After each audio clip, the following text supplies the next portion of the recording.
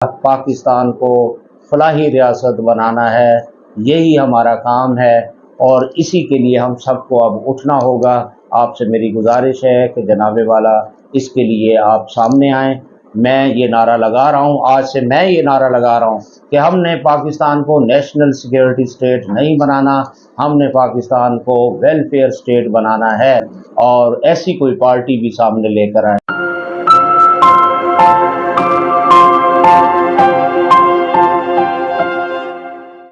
और दुनिया में बहुत से ममालिक जो हैं उन्होंने वेलफेयर स्टेट्स बनाई हैं, उन्होंने अपने जो हमसायों के साथ लड़ाइयों को ख़त्म किया है और लड़ाइयों को ख़त्म करके अपनी तमाम तर पॉलिसीज़ का रुख जो है वो अवामी फलाह बहबूद की तरफ मोड़ दिया है। ऐसी बहुत सी स्टेट्स हैं, मैं क्या ज़िक्र करूँ, यूरोप में बड़ी बड़ी स्टेट्स हैं, वो आप देख लें कि वो कैसे, अमेरिका है, अमेरिका में भी कुछ किया गया।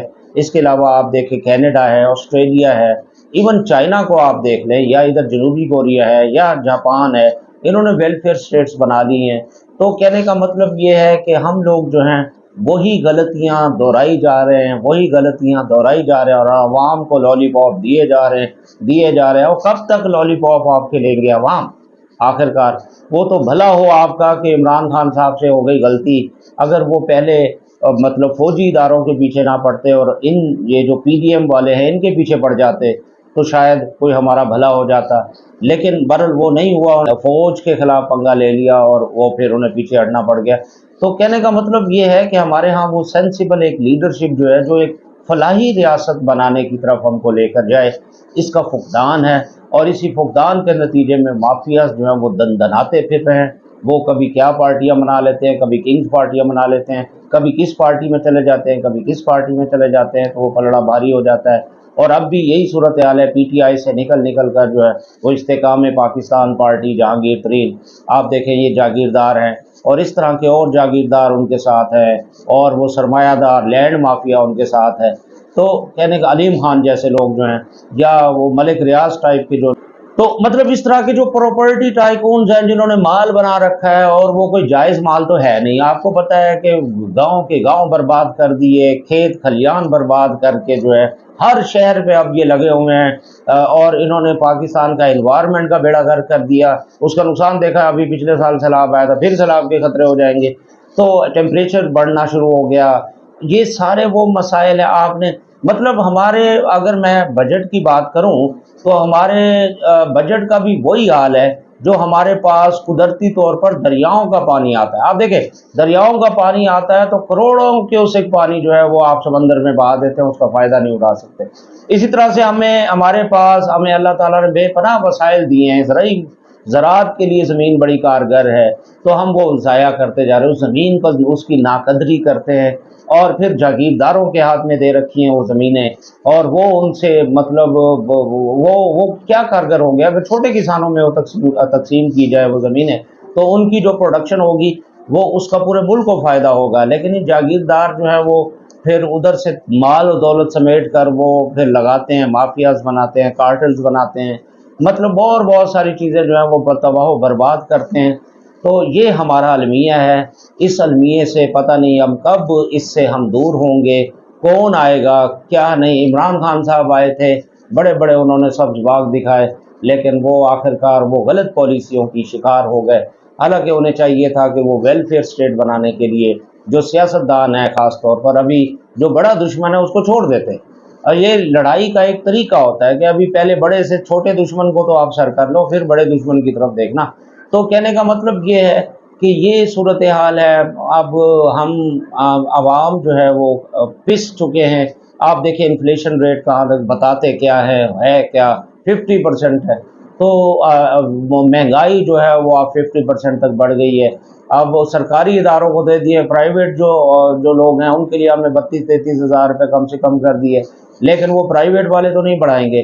तो कहने का मतलब ये है कि ये सारी सूरत हाल है और हमें इंतज़ार है अब किसी मसीहा का ही, साफ ज़ाहिर है, क्योंकि लीडरशिप तो नाकाम होती जा रही है, आवाम का कोई पुरसाने हाल नहीं है। ये माफियाज, ये कार्टल्स, ये जो जागीरदार हैं, ये सारे सरमायादार हैं, ये सब लोग जो हैं ये दनाते फिर रहे हैं بجٹ بھی انہی کے لیے بنتے ہیں۔ مجھے ایک بات کسی ایک تجزیہ کار، معاشی تجزیہ کار نے کسی چینل پر کی ہے، مجھے نام یاد نہیں ہے معذرت کے ساتھ، انہوں نے بڑی پیاری بات کی، انہوں نے کہا جی یہ جو ایلیٹ ہوتی ہے یہ ہر ملک میں ہوتی ہے، امریکہ میں بھی ہے، انگلینڈ میں بھی، ہر جگہ ہوتی ہے، لیکن ان کی ایلیٹ اور ہماری ایلیٹ میں فرق ہے۔ ہماری ایلیٹ جو ہے وہ ان پروڈکٹیو ہے، ان کی ایلیٹ جو ہے وہ پروڈکٹیو ہے۔ تو ہماری جو ایلیٹ ہے وہ ان پروڈکٹیو ہے، فضول قسم کی چیزوں میں پیسہ ضائع کرتے ہیں، یہ لوگ مافیاز بناتے ہیں، ملک کو نقصان پہنچاتے ہیں، یہ غبن بھی کرتے ہیں، یہ فراڈ بھی کرتے ہیں، یہ جو ہے سمگلنگ بھی کرتے ہیں، یہ ایلیٹس جو ہیں دو نمبریاں ہر قسم کی کرتے ہیں، اور مطلب وہ اس سارا چیز ان کی جو تمام تر حرکتیں ہیں اس کی وجہ سے وہ غیر پیداواری کام کرتے ہیں، پیداواری کرتے ہی نہیں ہیں۔ تو یہ ایک بہت بڑا المیہ ہے۔ تو برحال ہمیں اب جو ہے ایک بات تو ہمیں یاد رکھنا ہوگی، میں آپ تمام دوستوں سے گزارش کرتا ہوں کہ جناب آج آپ ایک بیڑا اٹھا لیں، اور وہ ہے پاکستان کو ویلفیئر سٹیٹ بنانا ہے۔ یہ آج کا نعرہ یہ ہے، کوئی بھی سیاسی پارٹی ہے اگر وہ عوامی پارٹی ہے صحیح معنوں میں، تو وہ ویلفیئر سٹیٹ بنانے کا علم جو ہے وہ اٹھا لے اور اسی کا ہی نعرہ لگائیں کہ ہم نے فلاحی ریاست بنانی ہے، ہم نے وسائل کا رخ جو ہے وہ عام لوگوں کی طرف موڑنا ہے، ہم نے یہ جو ان پروڈکٹیو ایلیٹ ہے اس کا خاتمہ کرنا ہے، اس کے خلاف آنا ہے، ہم نے یہ جو ہمیں انہوں نے شکنجوں میں جکڑ رکھا ہے، معاشی شکنجوں میں، ان سے ہم نے آزادی لینی ہے۔ یہ آج کی سیاست کا رخ ہونا چاہیے، اور میرا آپ تمام دوستوں سے میری یہ گزارش ہے کہ جناب والا آپ جو ہے اس کے لیے کام کریں، اس کے لیے اگر آپ کو کوئی پارٹی ملتی ہے، کوئی تنظیم ملتی ہے تو اس کی طرف آپ آئیں۔ اگر آج بھی ہم اس طرف نہیں آئیں گے تو یہ جو جس طرح کے جو حکمران ہم نے بنا رکھے ہیں، دو نمبر قسم کے حکمران بنا رکھے ہیں، انہوں نے ہمارا خون چوسنا ہی چوسنا ہے، انہوں نے اپنے مفاد کے لیے کام کرنے ہیں، انہوں نے الیکشن جیتنے ہیں پھر مال بنانا ہے، انہوں نے جو جن الیکٹیبلز کو لے کر آتے ہیں ان کا بھی مال لگتا ہے، ان کا بھی 100 گنا زیادہ مال ان کا بنوانا ہے جتنا وہ خرچہ کرتے ہیں۔ تو کہنے کا مطلب یہ ہے کہ جناب والا جو اس طرح کا کام کر سکے، آپ کا بہت بہت شکریہ۔ یہ بجٹ کے حوالے سے میں نے آپ سے بات کی، پھر اب کسی اور ولاگ میں آپ کے ساتھ ملاقات ہوگی، تب تک عاصم شجاعی کو دیجیے اجازت۔ اللہ حافظ۔